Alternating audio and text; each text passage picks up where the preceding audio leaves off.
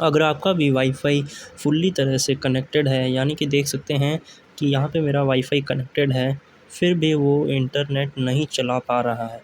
दिखा देता हूँ मैं आपको, ये है मेरा वाईफ़ाई, जैसे कि आपको दिख रहा होगा, और यहाँ पे कनेक्टेड भी दिखा रहा है, फिर भी जो है मेरा इंटरनेट वर्क नहीं कर रहा है। यहाँ पे स्टेटस में भी मुझे कोई प्रॉब्लम नहीं देखने को मिल रही है, जैसे कि आपको यहाँ पे दिख रहा है। एंड अगर मैं आपको यहाँ पे वाईफ़ाई में जाके दिखाऊँ तो यहाँ पे भी मुझे कोई प्रॉब्लम नहीं दिख रही है, फिर भी जो है देख सकते हैं मेरा इंटरनेट वर्क नहीं कर रहा है। देख सकते हैं मैं यहाँ पे कुछ भी सर्च कर रहा हूँ तो मुझे यहाँ पे नो इंटरनेट दिख रहा है। और अगर हम यहाँ पे रनिंग विंडोज़ डायग्नोस्टिक करते हैं तो देख सकते हैं यहाँ पे ये प्रॉब्लम डिटेक्ट हो रही है, द रिमोट डिवाइस और resource won't accept the connection. तो इसी को ही अभी हम फिक्स करते हैं। सबसे पहले मैं आपको बताता हूँ कि ये प्रॉब्लम हमें फ़ेस कब आती है। ये प्रॉब्लम तब फ़ेस होती है जब आप कोई अनवांटेड सॉफ्टवेयर यूज़ करते हैं। तो आप सबसे पहले अनवांटेड सॉफ्टवेयर को इंस्टॉल ना करें, वो आपके यहाँ से डेटा लेके जा सकता है।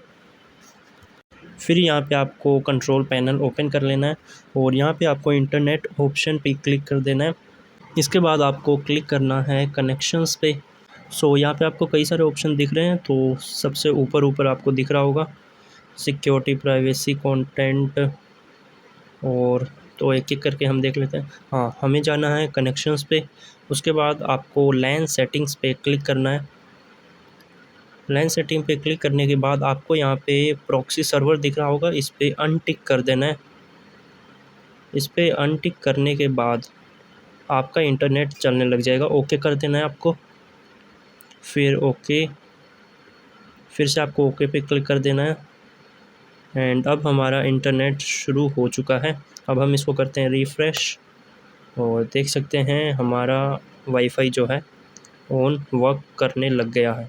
तो कुछ इस तरह से आप इस प्रॉब्लम को सॉल्व कर सकते हैं। तो मैंने आपको बता दिया कि इसका वजह क्या है। इसका वजह ये है कि आप कोई अनवांटेड सॉफ्टवेयर इंस्टॉल करते हो और वो बैकग्राउंड में ऐसा रन होता है कि ऐसी प्रॉब्लम्स आपको देखने को मिलती है। तो अनवांटेड सॉफ्टवेयर को इंस्टॉल ना करें। और अगर आपको कंप्यूटर के रिलेटेड कोई और प्रॉब्लम आती है तो नीचे कमेंट करें, मैं उसके ऊपर एक अलग से वीडियो भी बना सकता हूँ। एंड अगर आपकी प्रॉब्लम सॉल्व हो चुकी है तो वीडियो को लाइक एंड चैनल को सब्सक्राइब करना ना भूलें। अब मिलते हैं नेक्स्ट वीडियो में।